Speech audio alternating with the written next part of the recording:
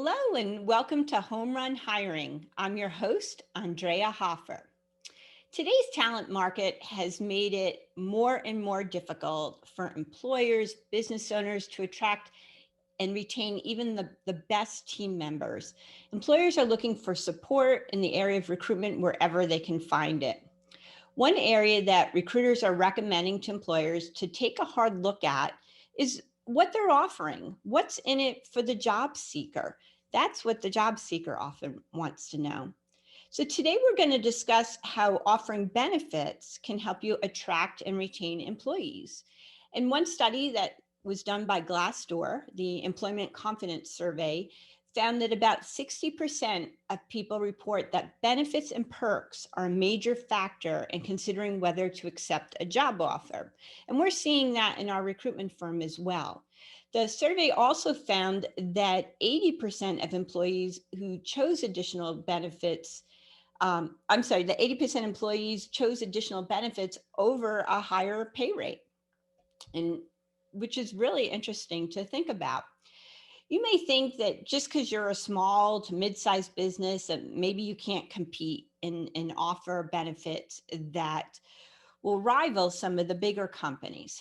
Well, our guest today is going to share with us different strategies, even small businesses, even people with just their first couple employees can use to offer benefits that employees want.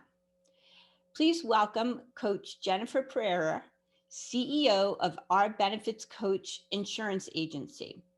Before I bring her on, I do want to start by telling you a little bit about this amazing woman. Jennifer Coach Jen is the CEO of Our Benefits Coach.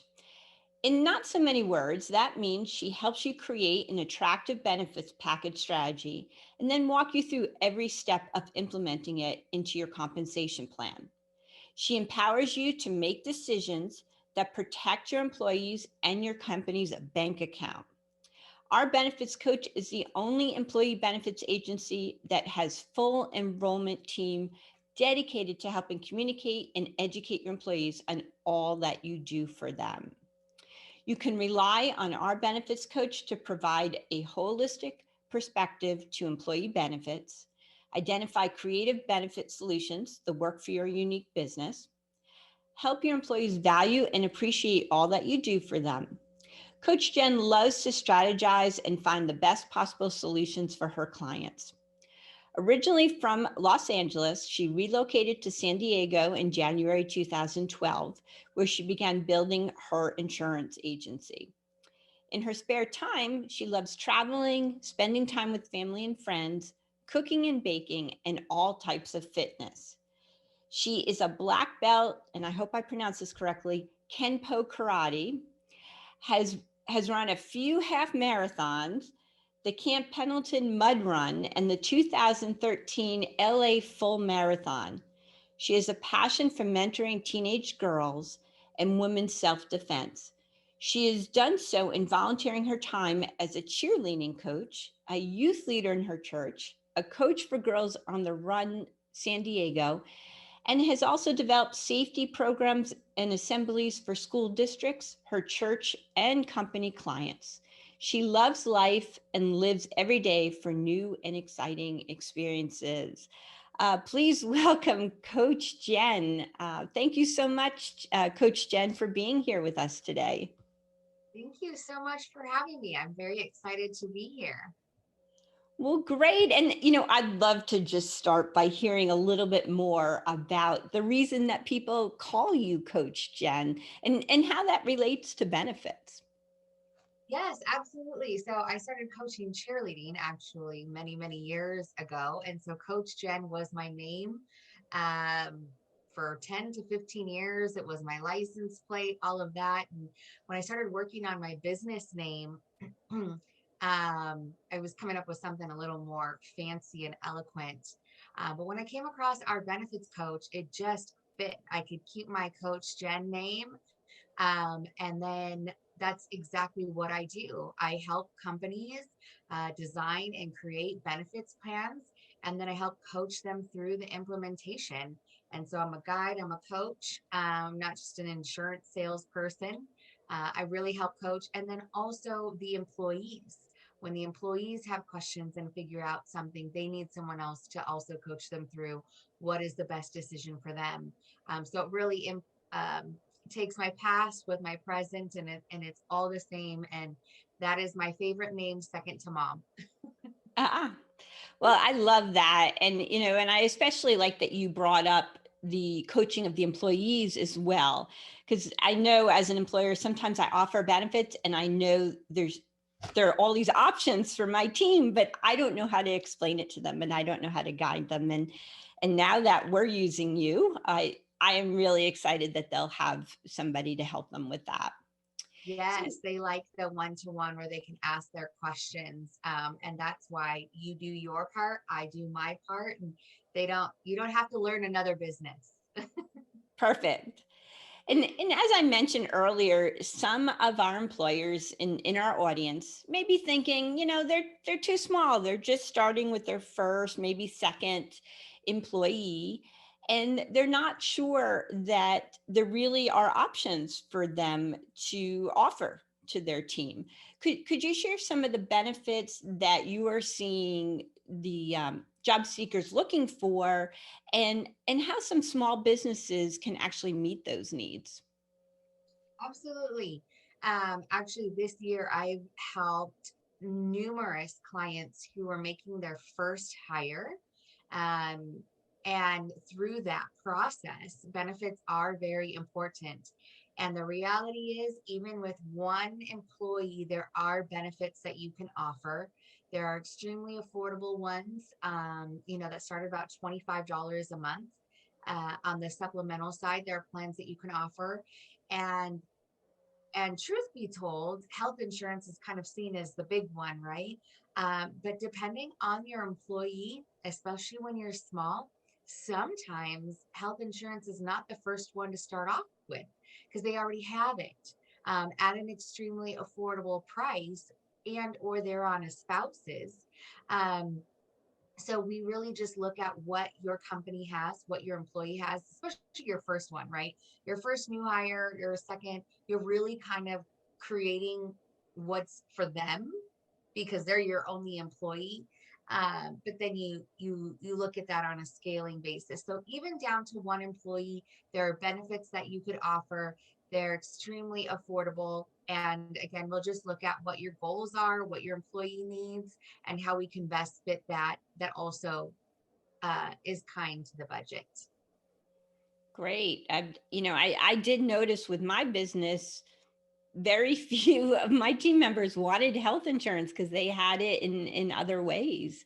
Yeah. So I love that you offer other options and that you help employers find that. So job seekers and employees, they often have different needs, right? They, like you were mentioning earlier, they have different benefits that they're looking for, different things that would help them in life.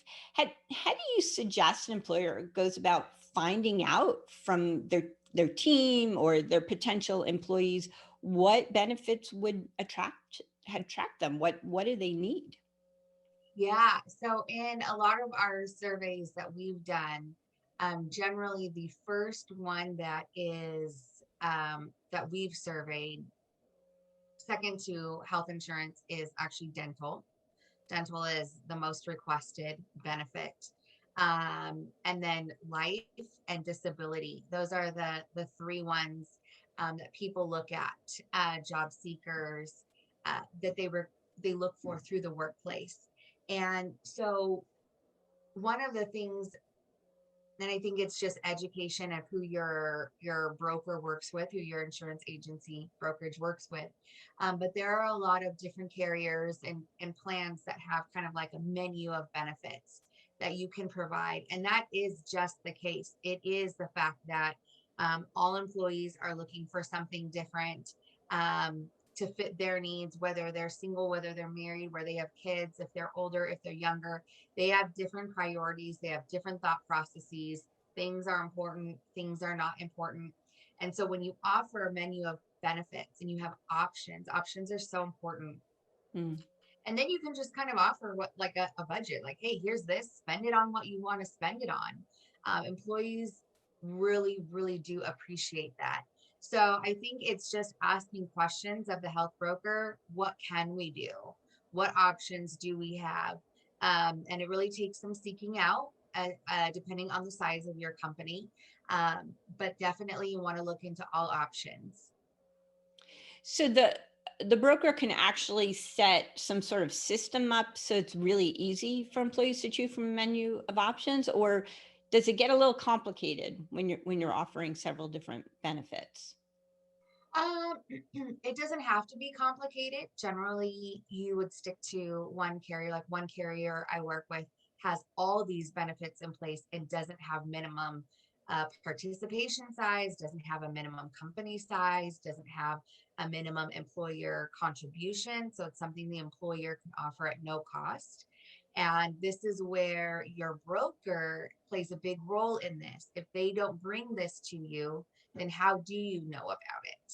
Mm. And so it's really making sure that the broker is doing their job and that they're looking at this, because there are lots of different companies out there, but they'll tell you you need a minimum 5 employees, or you have to pay for it, or you need 3 to enroll in a specific product. So this is where your broker is going to have that. You're going to ask them, what else can we do? What can we have? And they'll be the one that have to search that out for you. Great, thank you. So what would you tell an employer that the top three things that they really need to consider when implementing a benefits program? Yes. I would say number one is probably cost versus like the reward. We were talking with a client who wanted to bring on health insurance. And like you were saying, not all of them want health insurance. And so, with where the employee was getting coverage, it would actually cost the employee more money and the employer more money to bring that on. Mm. Um, and so it would not be, that's not a win-win, right? They're providing something, but it's kind of like a disgruntled, or someone offers something and then they give a minimal benefit amount. And so you're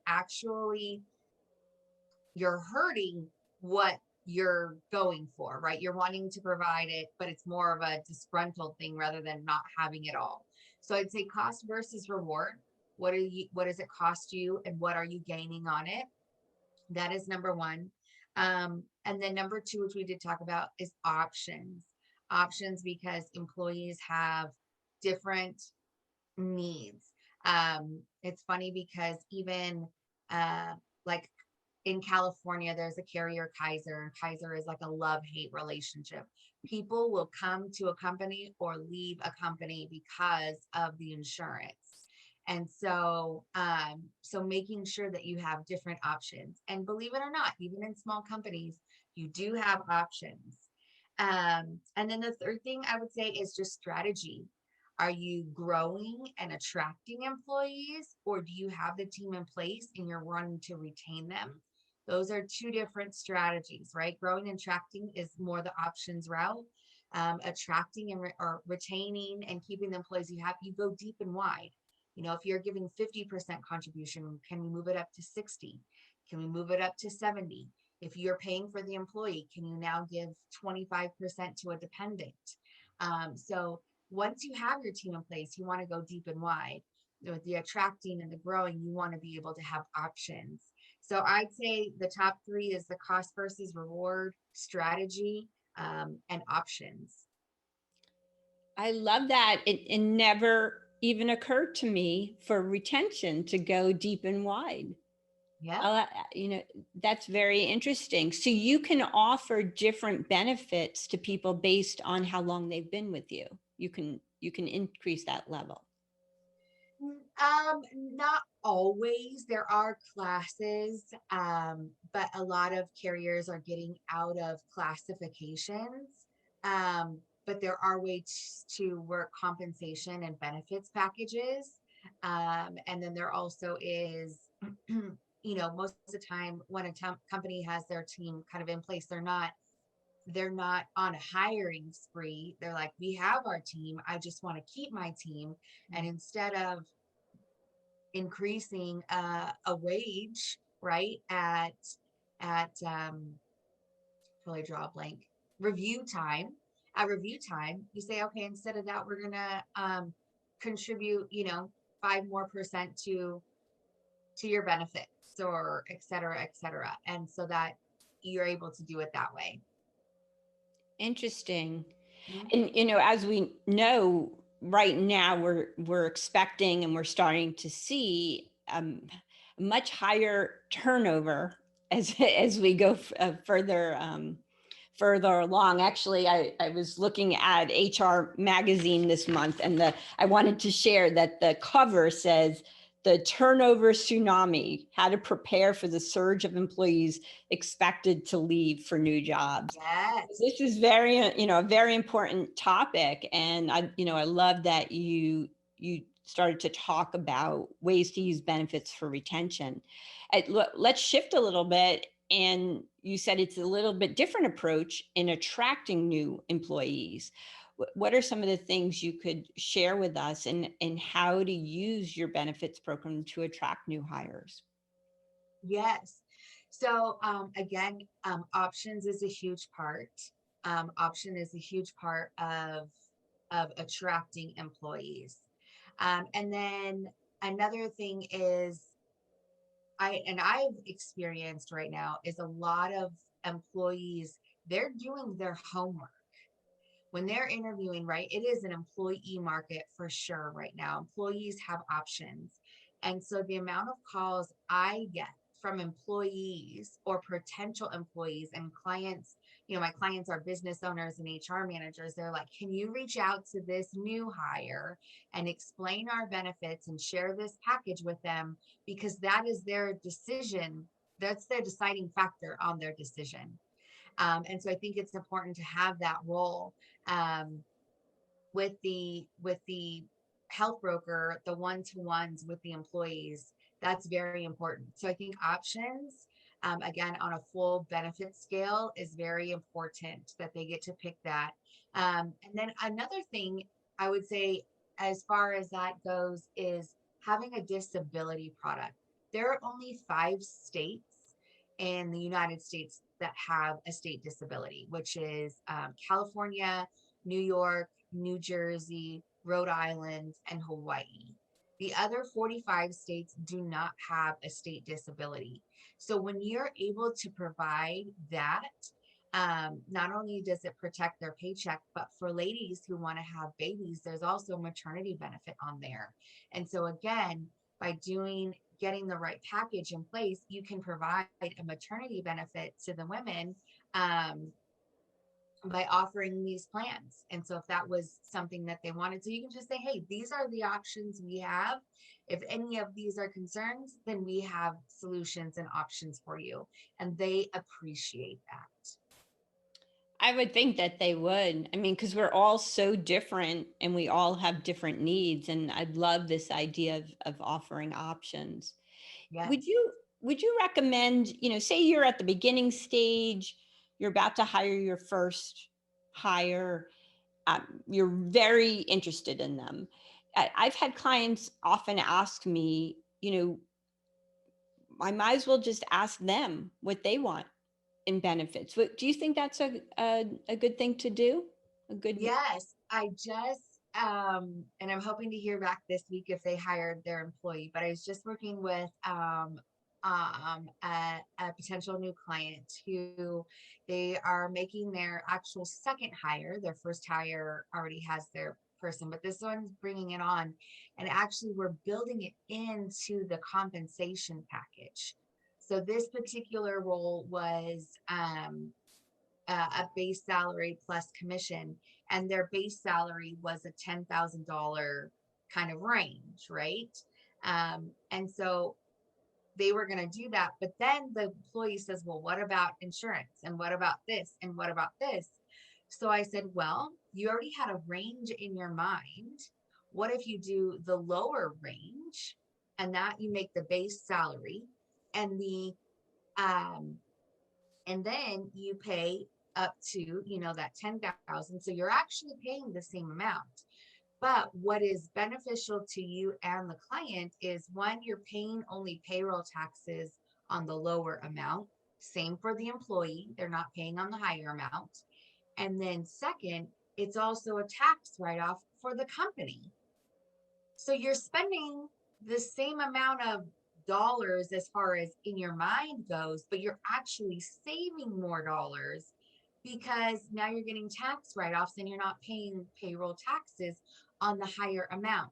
So they're specifically designing this plan from the employee's needs. And I think that that is important, especially in one, in the employee market we're in, and two, when you're getting to your first hires, right? When you're getting to your first hires, those are very important. Once you've got something established, then you have something established, and either you're on the bus or you're off the bus type of thing. But when you're making that first hire and you're really kind of developing something, that is important. And then it also goes to the culture that you create. And I think the other thing about benefits, where we're talking about cost versus reward, is also showing that you care about employees, right? If their plan costs $800 a month and you're giving them 200, they're like, this doesn't feel very good. And although you care about your employees, it doesn't say that. And so when you do something like this and you create it, it says that you care about your employees. We're going to create this. This is what we can do. Here's how we're able. And it's a little, back and forth. So I think that that is very important as well. I love that. So, benefits just isn't about adding health insurance anymore. There's so No, many other things that you can do and actually customize it to what your employees may want or need, and also how it could work with your business. This is so yes. great. We've learned so much today, Jen. Is there anything else that you want to share or touch on before we start to wrap up? I would just say really utilize your health broker. If you've already got a benefits something in place, really utilize them. That's what they're designed to do. Rely on them, especially in a small company.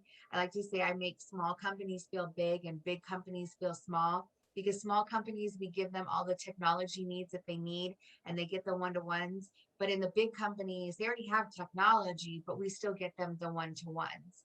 And then it also helps legitimize your company, especially in a small world or in a small business, I say. Um, in a small business, as business owners, we become the parents, right? We become the parents, and other people become the friend's mom. So when we talk, all our employees here is a wah wah wah wah. But then they talk to somebody else and it's like, oh, we should do this. You're like, I've been telling you this. And so when you're able to utilize your broker, the broker becomes the friend's mom or the friend's dad. And so the employees really take to it.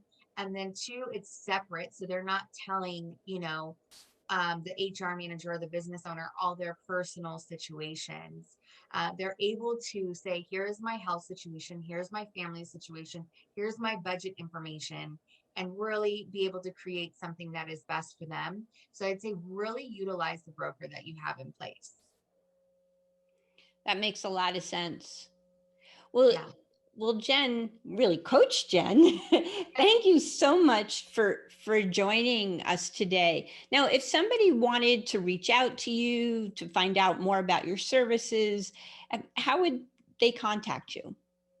Yeah, my website is ourbenefitscoach.com. And then my email is coachjen at ourbenefitscoach.com. So you can shoot me an email or reach out anyway. And I would love to connect and see how I can help.